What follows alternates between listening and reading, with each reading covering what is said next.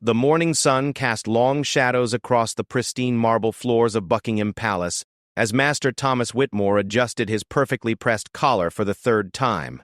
His hands trembled slightly, not from age, though at 62 he had seen many royal ceremonies, but from the weight of what lay ahead. Today was different from his usual visits to the palace. Today he carried with him a secret that could shake the very foundations of the British monarchy.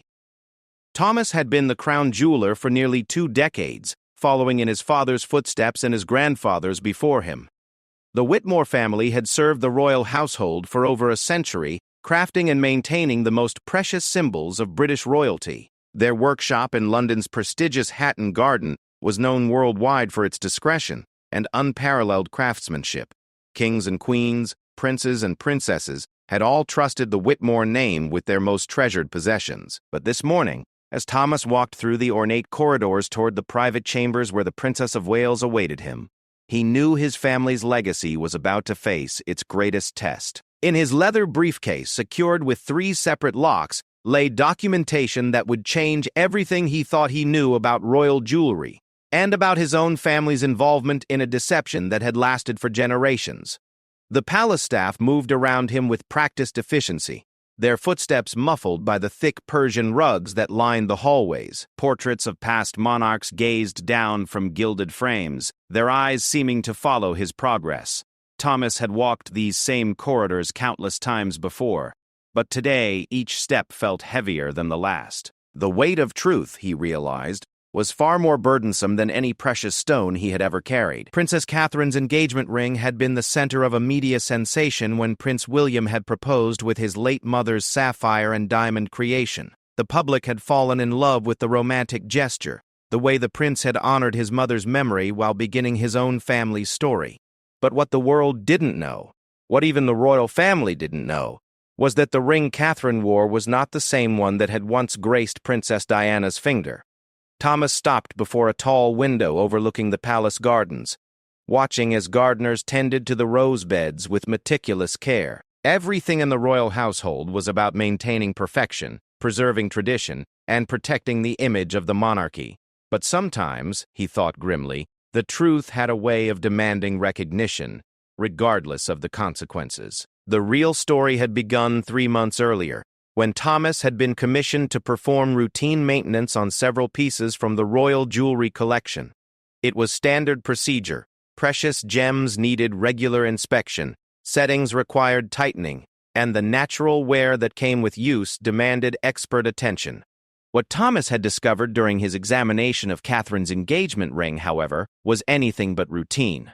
Under his jeweler's lupe, examining the ring with the practiced eye of a master craftsman, Thomas had noticed something that made his blood run cold. The sapphire, that magnificent blue stone that had captured the world's imagination, bore microscopic markings that didn't match the documentation in his family's private records.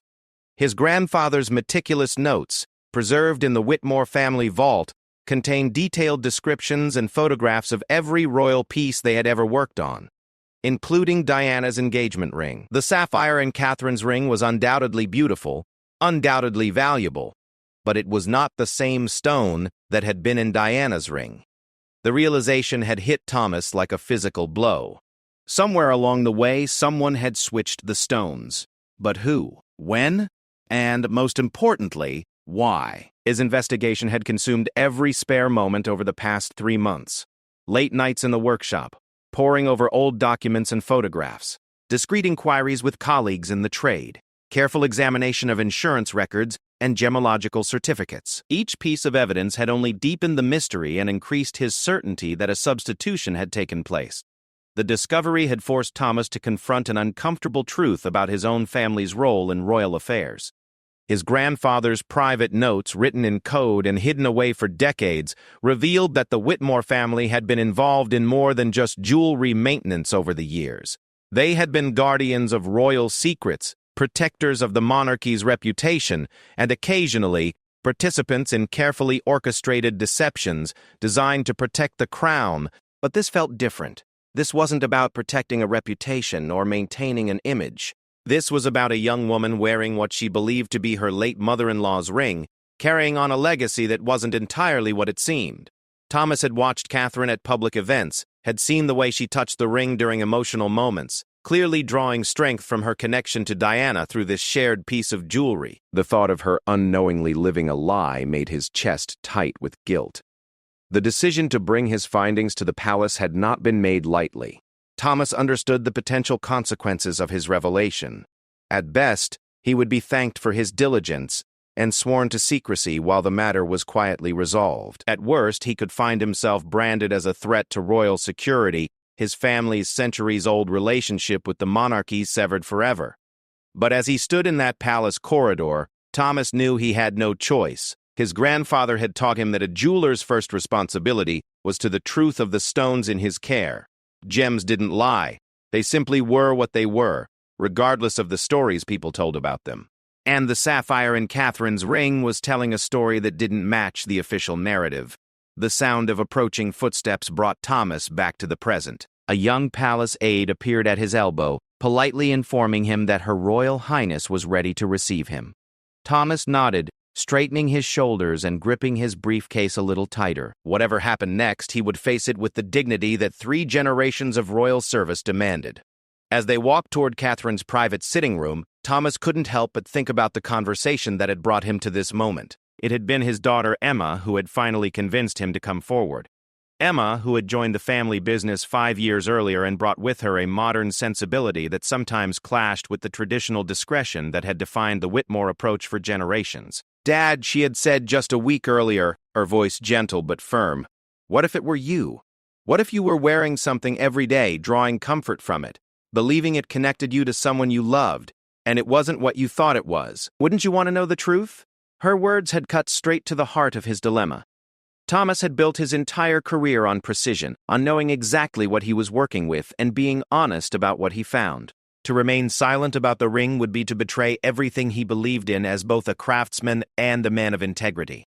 The aide gestured toward an ornate door, and Thomas found himself standing before the entrance to what would either be a routine maintenance appointment or the end of his family's royal service.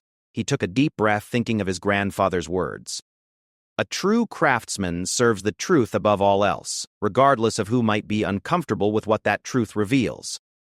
The door opened, and Thomas stepped inside to find Princess Catherine seated by the window, natural light illuminating the ring on her left hand. She looked up with a warm smile, clearly expecting nothing more than a routine jewelry consultation.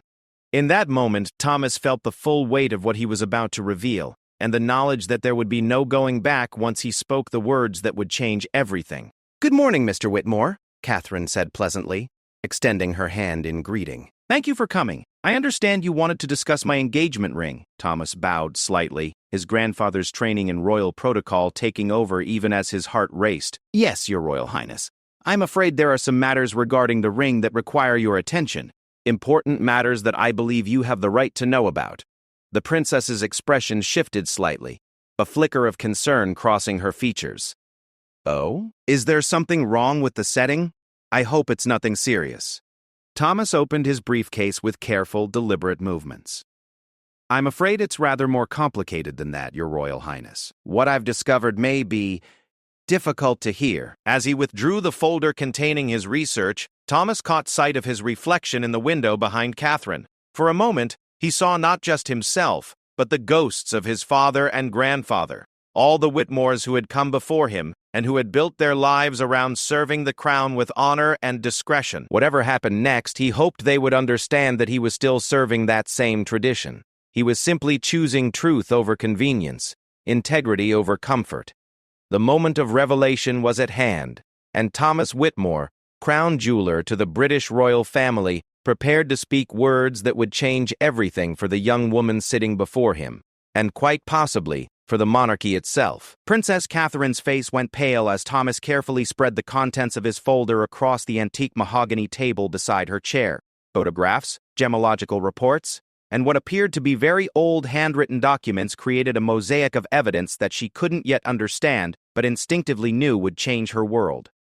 "Mr. Whitmore," she said slowly, her voice maintaining its composure despite the tremor Thomas could detect beneath the surface. "Perhaps you should explain exactly what you've discovered." Thomas had rehearsed this moment countless times during his sleepless nights over the past 3 months, but now, faced with the reality of revealing a deception that touched the very heart of the royal family's most cherished narrative, he found himself struggling to find the right words. "Your Royal Highness," he began, his voice steady despite the magnitude of what he was about to reveal, "the sapphire in your engagement ring is not the same sapphire that was in your late mother-in-law's ring." The silence that followed was so complete that Thomas could hear the distant sound of traffic beyond the palace walls, the muffled voices of staff in adjoining rooms, even the gentle ticking of the ornate clock on Catherine's mantelpiece. The princess stared at him for a long moment, her hand unconsciously moving to cover the ring as if to protect it from his words. "I'm sorry," she said finally, "but I think I must have misunderstood you. Are you saying that this isn't Diana's ring?" "The setting is authentic, Your Royal Highness. The craftsmanship, the design, the platinum work, all of that is exactly as my grandfather created it for Princess Diana in 1981. But the central sapphire, the stone that makes the ring so distinctive and valuable, has been replaced with a different sapphire of similar size and color." Thomas reached for one of the photographs, a close-up image that showed microscopic details of the stone's internal structure. Every natural sapphire has what we call inclusions, tiny imperfections that are as unique as fingerprints. They're invisible to the naked eye, but under magnification they create a pattern that allows us to identify individual stones with absolute certainty. Catherine leaned forward to examine the photograph, her brow furrowed in concentration. "And you're saying the inclusions in my ring don't match the ones in Diana's original ring?" "Exactly." Thomas produced another photograph, this one from his grandfather's meticulously maintained files. "This shows the inclusion pattern of the original sapphire as it was documented when my grandfather first worked on the ring in 1982, just 1 year after the engagement. The difference is unmistakable once you know what to look for." The princess was quiet for several minutes, studying the photographs with the kind of focused attention she typically reserved for state documents or matters of constitutional importance. Thomas could see her mind working, processing the implications of his revelation not just for herself, but for the monarchy, for her children, for the very story that the British public had embraced about her marriage to William. "When do you believe this substitution took place?" Catherine asked, her voice now carrying the authority that came naturally to her after years of public service. "That's where the situation becomes even more complex, Your Royal Highness." Thomas hesitated, knowing that his next words would open wounds that had never fully healed within the royal family. "Based on my research, I believe the switch occurred sometime in the late 90s during the period leading up to Princess Diana's death."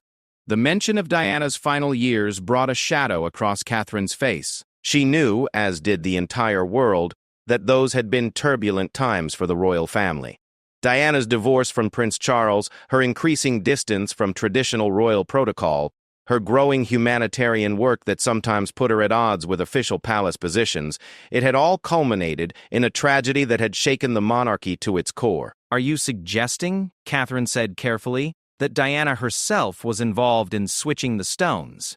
"I don't have definitive proof of who was responsible, Your Royal Highness, but my grandfather's private notes suggest that there were concerns within the palace about Diana's unconventional activities during that period. There's a coded entry from 1997 that refers to safeguarding principal stones pending clarification of ownership arrangements."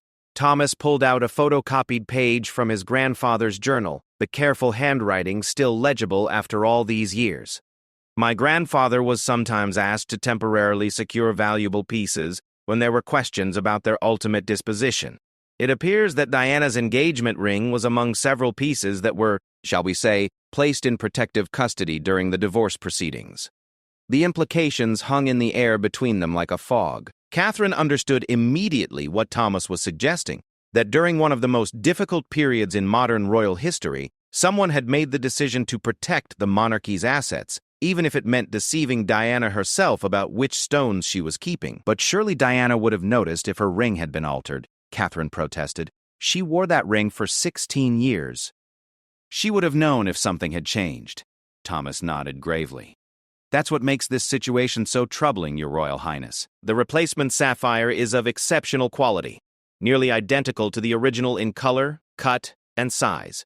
It would have required a trained gemologist using specialized equipment to detect the difference. To anyone else, including Princess Diana, the ring would have appeared exactly the same.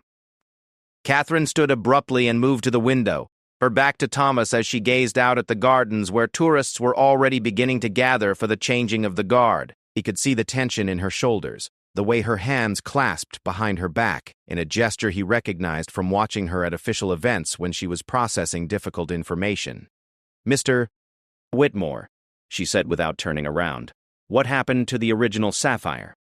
"I believe it's still in the royal vault, Your Royal Highness, listed in the official inventory under a different designation, but present and accounted for." "My grandfather's notes suggest that the original plan was to restore the ring to its original configuration once the complications surrounding Princess Diana were resolved." "But then she died," Catherine said quietly, "and the ring passed to William in its altered state." "Yes, Your Royal Highness." Catherine turned back to face him, and Thomas was struck by the strength he saw in her expression. This was no longer just a young woman who had discovered an uncomfortable truth about her jewelry. This was a future queen grappling with the implications of a decades-old deception that had touched every member of her family. "Who else knows about this?" she asked. "At this point, only my daughter Emma and myself. My grandfather passed away in 2003, taking most of his knowledge with him. I've been very careful to conduct my research discreetly, without involving anyone else in the trade or making inquiries that might attract attention." "And what exactly are you proposing we do with this information?" Thomas had been dreading this question because it forced him to admit that he didn't have a clear solution to the problem he had uncovered. "That's not really my decision to make, Your Royal Highness. I felt I had a moral obligation to inform you of what I had discovered, but how the royal family chooses to handle this information is obviously beyond my purview." Catherine moved back to the table and picked up one of the photographs, studying it intently. "Could the original sapphire be restored to the ring without anyone noticing the change?" "Technically, yes. The stones are so similar that the substitution could be reversed just as discreetly as it was originally made." "But," Thomas hesitated, But such an action would require me to participate in another deception, Your Royal Highness, and I'm afraid my conscience won't allow that, regardless of the potential consequences for my family's relationship with the crown." The admission hung in the air like a challenge. Catherine set down the photograph and looked directly at Thomas, seeing perhaps for the first time the depth of the moral struggle that had brought him to her sitting room that morning. "You realize," she said slowly, "that by coming forward with this information, you're placing the royal family in an extremely difficult position." "Yes, Your Royal Highness, I do." "And you understand that there could be serious consequences for your business, your family's reputation, even your personal safety if this information were to become public in the wrong way." "I understand that as well." Catherine studied his face for a long moment, as if trying to read the character of the man who had just turned her world upside down. "Then why, Mr. Whitmore? Why risk everything to tell me this? Why not simply keep quiet and let things remain as they are?" Thomas took a deep breath, thinking of his daughter Emma's words, of his grandfather's dedication to truth, of the weight of carrying a secret that grew heavier with each passing day. "Because, Your Royal Highness, every time I see you at a public event, every time you touch that ring or speak about your connection to Princess Diana through it, I see a young woman who deserves to know the truth about something so personal and meaningful to her. And because I believe that the monarchy is strong enough to survive the truth, but it cannot survive built on deception, no matter how well-intentioned that deception might be." Catherine was quiet for a very long time, her fingers absently turning the ring around on her finger. When she finally spoke, her voice was barely above a whisper. "I need to speak with William about this immediately. And then we'll need to involve the private secretary and probably the Queen's advisors." She paused, looking directly at Thomas. "Are you prepared for what that might mean?" "I'm prepared to accept whatever consequences follow from telling the truth, Your Royal Highness." "Even if it means the end of your family's relationship with the royal household?" Thomas nodded firmly. "Even then." Catherine stood and extended her hand. "Thank you, Mr. Whitmore. I can't say I'm grateful for this news, but I am grateful for your integrity in bringing it to me. Someone will be in touch with you very soon about how we proceed from here." As Thomas gathered his documents and prepared to leave, he realized that the easy part was over. The revelation had been made. The secret was no longer his alone to carry. But now came the much more difficult challenge of dealing with the consequences of truth in a world built on carefully maintained public narratives and centuries of royal tradition. The door closed behind him with a soft click, and Thomas found himself once again in the palace corridor. But everything had changed. The portraits on the walls seemed to watch him with different eyes now, some approving, others disapproving. All of them aware that he had just set in motion events that would test the very foundations of the modern British monarchy. The call came at precisely 6:47 a.m. the following morning. Thomas had been awake for hours, sitting in his workshop surrounded by the tools and gemstones that had defined his life, when his phone rang with the unmistakable authority of a palace summons. The voice on the other end was crisp, professional, and offered no room for negotiation. "Mr. Whitmore, this is James Hartley, Private Secretary to Their Royal Highnesses the Prince and Princess of Wales. You are requested to return to the palace at 10 a.m. this morning for further discussions regarding the matter you raised yesterday. A car will collect you at 9:30. Thomas had expected this call, but the reality of it still sent a chill through him. The tone was formal, almost cold, and completely different from the warm professionalism he had always experienced in his previous dealings with palace staff. The use of requested instead of invited was not lost on him either. This was clearly not a request he could decline. The ride back to Buckingham Palace gave Thomas time to observe how quickly the royal machine had mobilized in response to his revelation. The car that collected him was different from the usual palace vehicles he had ridden in over the years. This one had tinted windows and what appeared to be additional security features. The driver, whom Thomas had never seen before, maintained complete silence throughout the journey. Instead of being taken to the familiar entrance he normally used, Thomas found himself being escorted through a side entrance he had never seen before. The corridors they walked were plainer than the ornate public areas of the palace, clearly part of the working administrative areas where the serious business of running the monarchy took place away from public view. The room he was led to was smaller and more austere than Catherine's sitting room, furnished with a simple conference table and chairs that suggested this was where difficult conversations took place. Already seated around the table were 5 individuals, whose presence immediately told Thomas how seriously his revelation was being taken. Prince William sat at the head of the table, his expression unreadable but clearly strained. Thomas had seen that look before in newspaper photographs. It was the same carefully controlled tension that appeared whenever William had to deal with unwelcome media attention or family crises that threatened to become public spectacles. To William's right sat James Hartley, the private secretary whose call had summoned Thomas that morning. Hartley was a man in his 50s with silver hair and the bearing of someone who had spent his entire career managing royal crises.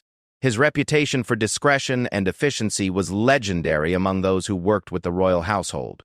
Across from Hartley sat Sir Edmund Burke, the keeper of the Privy Purse, responsible for the royal family's finances and, by extension, the management of royal assets including jewelry and other valuables. Burke was older than Hartley, with white hair and sharp eyes that seemed to catalog and evaluate everything around him. Next to Burke was a woman Thomas didn't recognize, but whose presence suggested legal expertise, Patricia Morrison, as he would later learn, the royal family's chief counsel for matters involving potential public relations disasters. Her briefcase was open, and Thomas could see legal documents and what appeared to be confidentiality agreements already prepared. At the far end of the table sat Commander Sarah Richardson, head of palace security. Her presence made Thomas's stomach tighten with anxiety. Security involvement meant that his revelation was being treated not just as a family matter or even a public relations concern, but as a potential threat to the institution of the monarchy itself. William gestured for Thomas to take the empty chair across from him. "Mr. Whitmore, thank you for returning so promptly. I trust you understand the gravity of the situation your disclosure has created." "Yes, Your Royal Highness." "Good. Then you'll appreciate why we need to discuss not just what you've discovered, but how we proceed from here in a manner that protects both the monarchy and everyone involved in this matter." James Hartley opened a folder and withdrew several photographs. Copies of the same evidence Thomas had shown Catherine the previous day. "Mr. Whitmore, we've had our own experts examine these documents overnight. While we cannot immediately verify all of your conclusions, We have found no reason to doubt the authenticity of your grandfather's records or the accuracy of your technical analysis. Thomas felt a mixture of relief and apprehension at this acknowledgement. Relief that he hadn't been dismissed as a fantasist or troublemaker, but apprehension about what this validation of his findings meant for his future. Sir Edmund Burke leaned forward, his voice carrying the authority of someone accustomed to dealing with matters involving millions of pounds. The financial implications of this situation are significant, Mr. Whitmore. If your assertion is correct, it means that the sapphire currently in the Princess of Wales's engagement ring is not properly catalogued in the royal collection, while the original sapphire is listed under incorrect documentation. This creates both insurance and inheritance complications that could have far-reaching consequences. Patricia Morrison added, more importantly, from a legal perspective, if this information were to become public, it could raise questions about the integrity of other royal assets and the processes by which they are managed. The potential for litigation, challenges to the authenticity of other royal jewelry, and damage to the monarchy's reputation would be considerable. Thomas had not fully considered these broader implications, and the weight of them now pressed down on him like a physical force. "I never intended to create legal or financial complications," he said quietly. "I simply felt that Princess Catherine had a right to know the truth about her ring. We understand your motivations, Mr. Whitmore," William said, his voice slightly softer than it had been. "And we appreciate your integrity in bringing this matter to our attention. However, we now face a situation where the truth, as you see it, could cause significant damage to institutions and individuals who had no part in creating this problem." Commander Richardson spoke for the first time, her voice carrying the clipped efficiency of someone accustomed to dealing with threats. "Mr. Whitmore, we need to understand exactly who else has access to the information you've discovered. You mentioned your daughter yesterday. Has anyone else been involved in your research?" "No, Commander. Only Emma and myself know about this. And Emma only knows because I needed to discuss it with someone I trusted before deciding how to proceed." "What about your workshop? Are there computers, files, backup copies of your research that could be accessed by others?" Thomas hesitated, realizing that his desire to be thorough in his investigation might now be seen as a security risk. "I have digital copies of my photographs and analysis stored on my computer at the workshop. The original documents are in my safe there. We'll need to secure all of that material," Richardson said, making notes. "This is for everyone's protection, including yours." Patricia Morrison opened her briefcase and withdrew several documents. "Mr. Whitmore, we're prepared to offer you a comprehensive confidentiality agreement. It would provide financial compensation for your discretion regarding this matter, along with guarantees that your family's relationship with the royal household would continue unchanged." Thomas looked at the documents but did not reach for them. "What exactly would this agreement require me to do?" "Simply to keep this matter confidential and to provide no further information about it to anyone without express royal permission," Morrison replied. "You would also agree to turn over all materials related to your research and to refrain from conducting any further investigation into this or related matters." "And if I refuse to sign?" The silence that followed was heavy with implication. It was William who finally answered. "Mr. Whitmore, we're not threatening you, but you must understand that this information, if it became public, would cause enormous pain to my family. It would raise questions about my mother's final years that are deeply personal and potentially very damaging to her memory. It would also call into question the authenticity of something that my wife treasures, not just as jewelry but as a connection to my mother." Thomas could hear the emotion beneath William's careful control, and it reminded him that behind all the protocol and legal maneuvering were real people dealing with very personal pain. "I would ask you to consider," William continued, "whether revealing this truth would actually serve any positive purpose, or whether it would simply cause unnecessary hurt to people who have already endured enough." The moral complexity of the situation was overwhelming. Thomas had come forward because he believed in truth and integrity, but now he was being asked to consider whether some truths were too damaging to be worth telling. He thought of Catherine touching her ring during public appearances, drawing strength from her connection to Diana.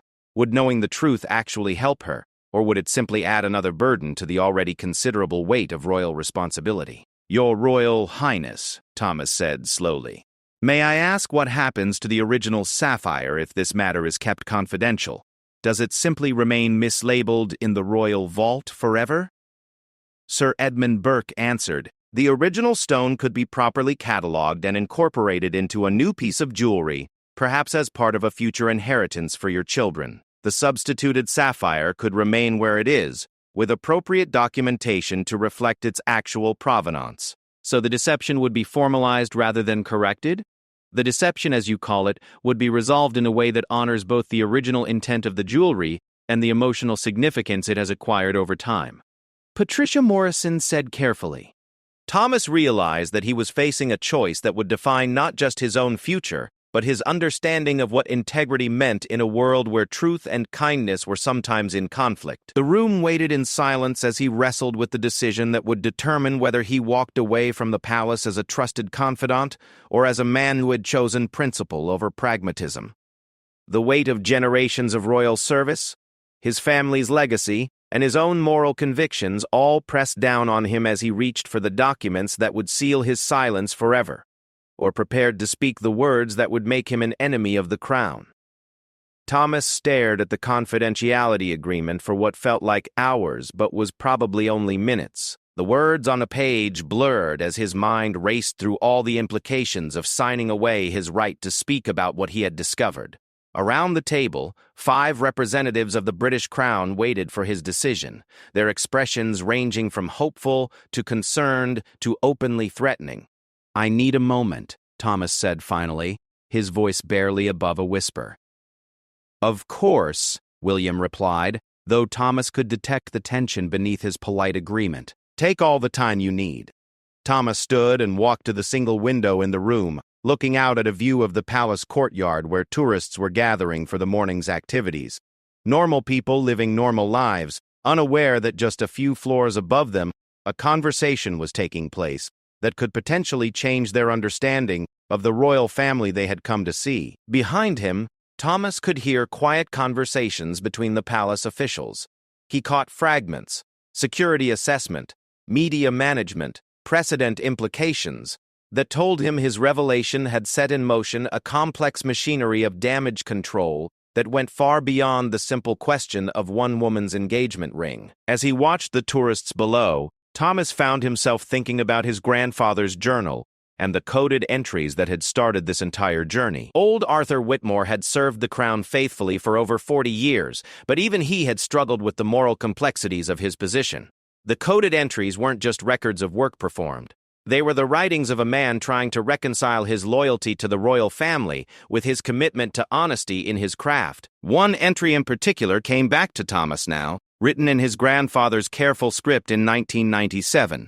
"The stones tell their own truth, regardless of the stories we weave around them. A man's integrity lies not in the secrets he keeps, but in the truth he has the courage to speak when it matters most. Mr. Whitmore?"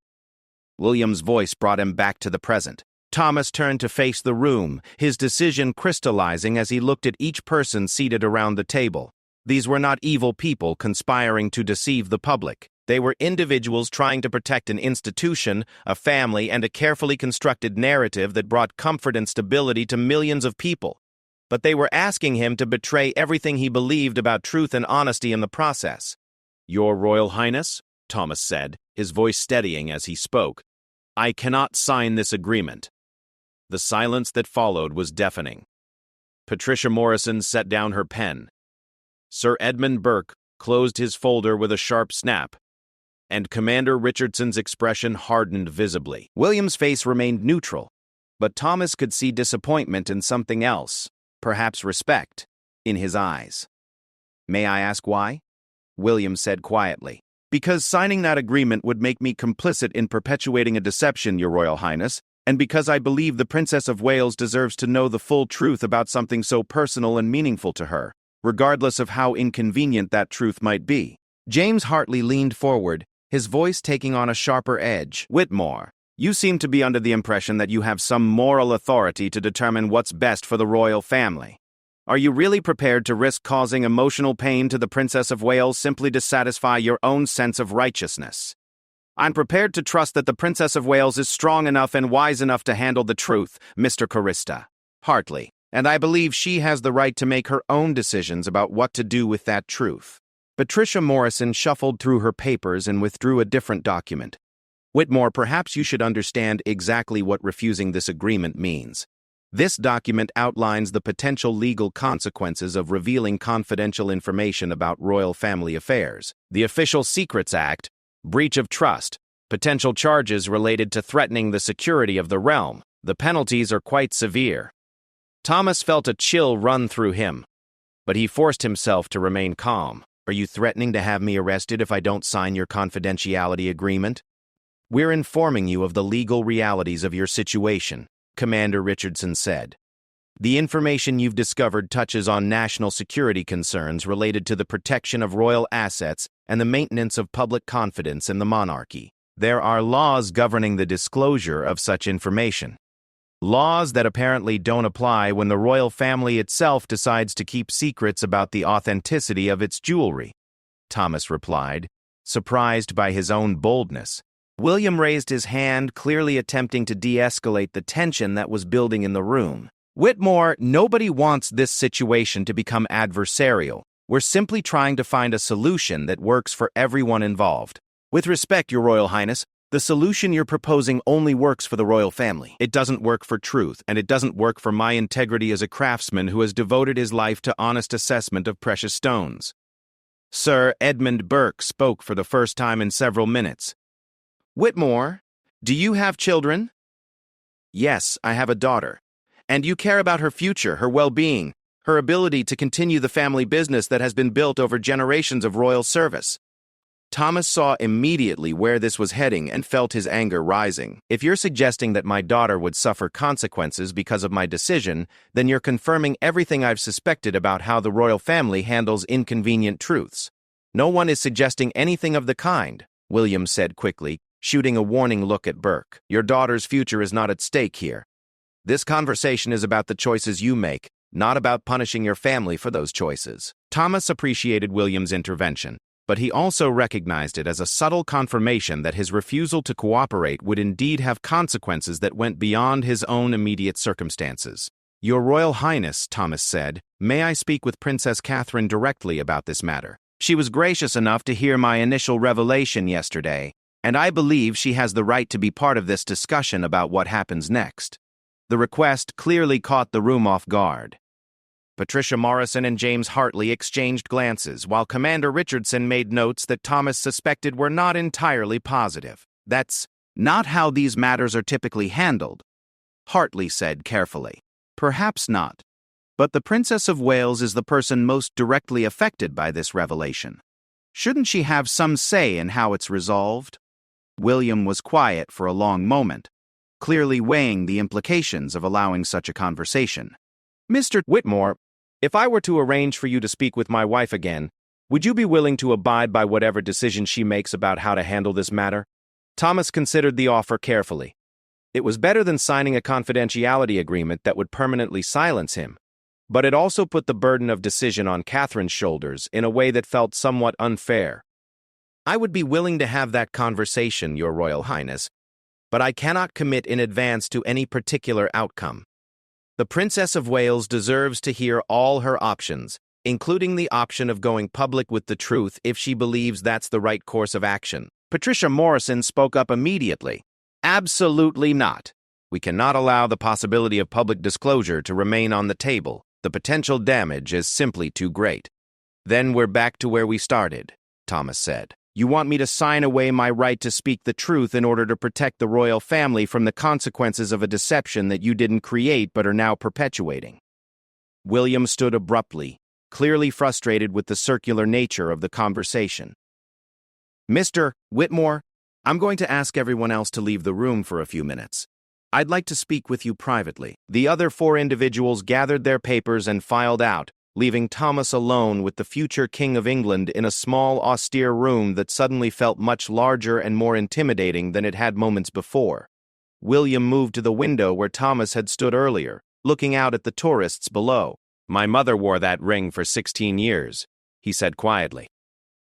She touched it when she was nervous, turned it when she was thinking, looked at it when she needed to remember that she was loved. After she died, that ring was one of the few things I had left that connected me to her. Thomas remained silent, sensing that William was working through something that went far beyond the immediate crisis. When I gave it to Catherine, I wasn't just giving her a piece of jewelry. I was giving her my mother's blessing, my mother's strength, my mother's love. Whether or not it's the exact same sapphire that my mother wore, does that really matter if the meaning remains the same? Thomas thought carefully before responding. Your Royal Highness, if the meaning comes from the love and intention behind the gift, then perhaps the specific stone doesn't matter. But shouldn't that be Princess Catherine's decision to make? Shouldn't she be the one to decide whether the sapphire's authenticity affects the meaning the ring holds for her? William turned to face him, and Thomas saw not the formal prince he had been dealing with all morning, but a husband and father grappling with an impossible situation. What if I told you that Catherine already knows? The question hit Thomas like a physical blow. I'm sorry, Your Royal Highness. What if I told you that after you left yesterday, Catherine and I discussed this matter thoroughly, and that she has already made her decision about how she wants to handle it? Thomas felt the ground shifting beneath him as he realized that perhaps his grand moral gesture was not as necessary as he had believed. And what decision has she made? William's answer would change everything Thomas thought he understood about truth, deception, and the real meaning of integrity. William's words hung in the air between them like a challenge to everything Thomas thought he understood about the situation. Catherine wants to speak with you again, but this time, she wants to share some information that might change your perspective on what happened to her ring, and why. Before Thomas could respond, the door opened and Catherine entered the room. She looked different from the previous day, more composed, but also somehow more determined. In her hand, she carried a small jewelry case that Thomas immediately recognized as one of the specialized containers used for transporting valuable pieces from the royal collection. Mr. Whitmore, Catherine said as she took a seat across from him, thank you for agreeing to continue this conversation. After you left yesterday, William and I spent considerable time discussing your revelation and its implications. More importantly, we spoke with someone who has been waiting for many years to have this conversation. She set the jewelry case on the table between them and opened it carefully. Inside, nestled in royal blue velvet, was a sapphire and diamond ring that took Thomas's breath away. It was identical in design to Catherine's engagement ring, but even from across the table he could see that the sapphire was different, larger, deeper in color, with an almost mystical quality that immediately identified it as an exceptional stone. This, Catherine said quietly, is Princess Diana's original engagement ring. Thomas stared at the ring, his mind racing to understand what he was seeing. I don't understand, Your Royal Highness. If this is the original ring, then what have you been wearing? A copy, Catherine said simply. A very good copy, created by your grandfather in 1997 at the request of Princess Diana herself. The revelation hit Thomas like a tsunami, washing away every assumption he had made about the situation. Diana requested a copy of her own ring? William leaned forward, his expression softer than it had been all morning. Mr. Whitmore, what we're about to share with you has been one of the royal family's most closely guarded secrets for over 25 years. Diana requested the copy because she was planning to give the original ring away. Thomas felt as though the ground was shifting beneath his feet. Everything he thought he had discovered, every moral position he had taken, was suddenly thrown into question. Catherine continued.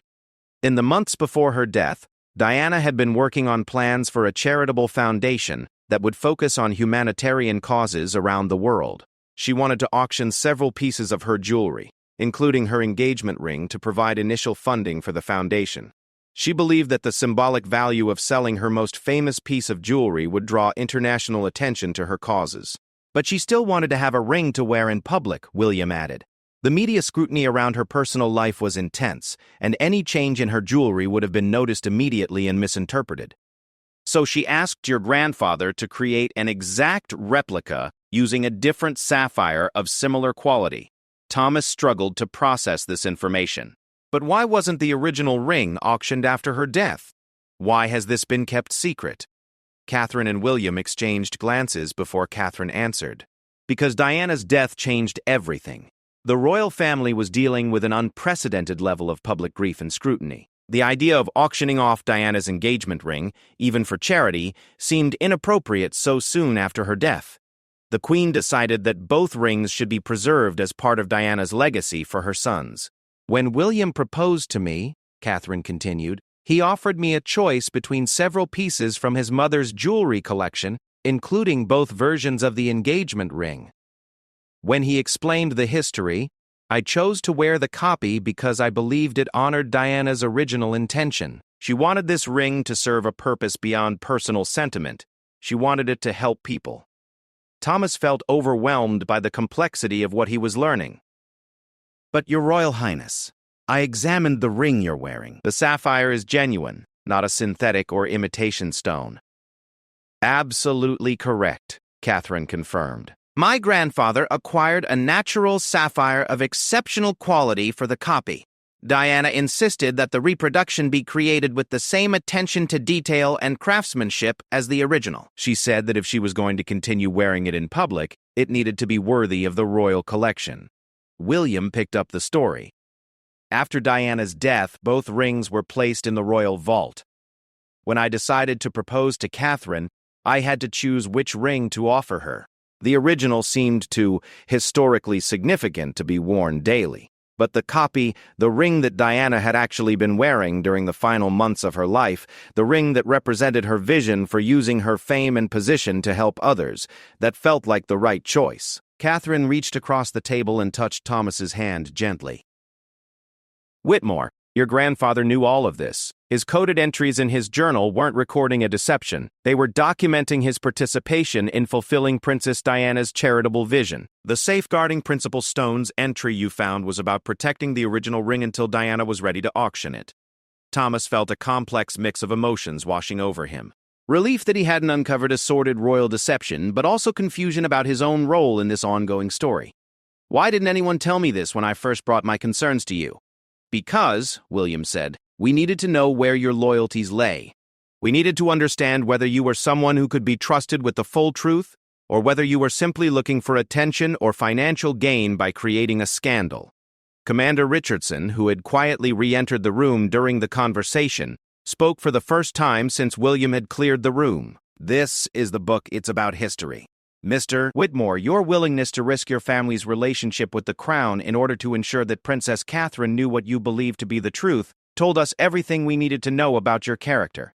Catherine opened another compartment in the jewelry case, revealing several documents.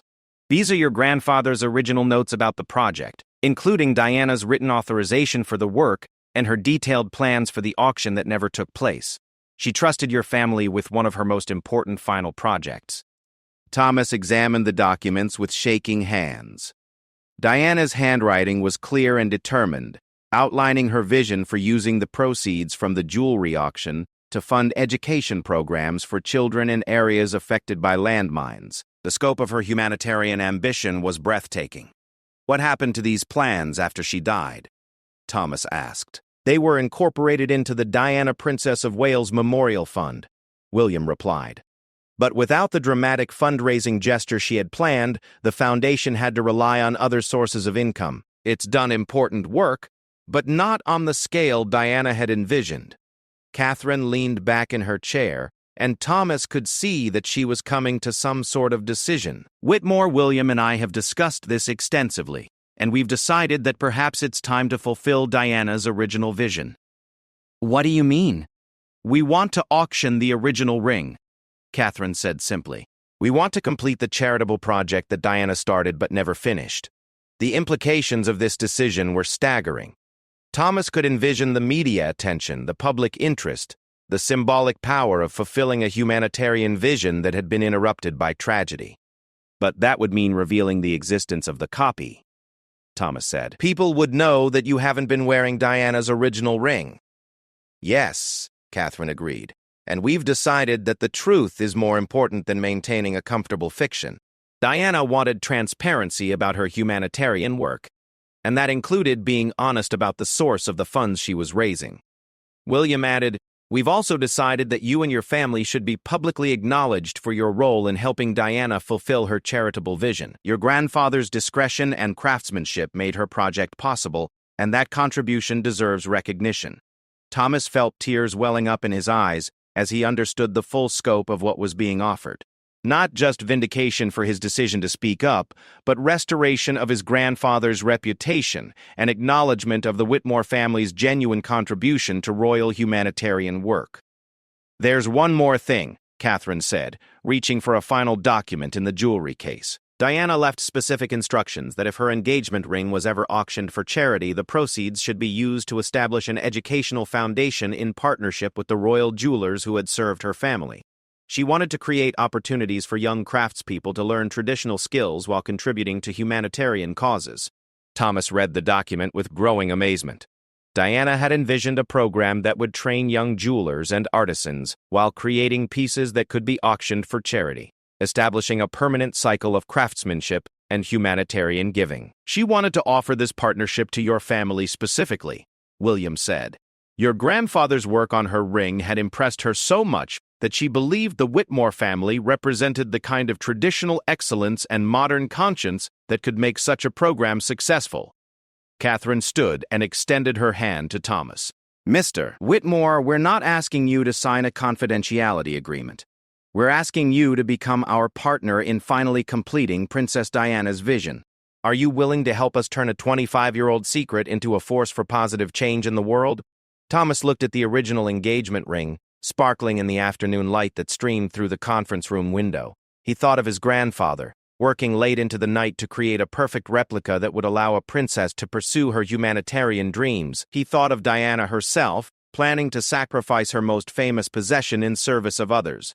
And he thought of Catherine, choosing to wear a copy not out of deception, but out of respect for a charitable vision that had been interrupted by tragedy. Standing in that small palace conference room, Thomas Whitmore realized that sometimes the truth was far more beautiful and complex than any fiction, and that real integrity meant not just exposing secrets, but helping to transform them into forces for good. "Yes, Your Royal Highness," he said, his voice strong and clear. It would be an honor to help complete Princess Diana's vision. As he shook Catherine's hand, Thomas understood that he was not just agreeing to participate in a charitable auction, but accepting a role in writing the final chapter of a story that had begun with love, continued with humanitarian passion, and would conclude with the kind of positive impact that Diana had always envisioned. The secret was finally coming to light, not as a scandal to be exposed, but as a legacy to be fulfilled. And Thomas Whitmore, crown jeweler, was about to become a guardian of something far more valuable than precious stones. He was becoming a steward of Diana's dreams.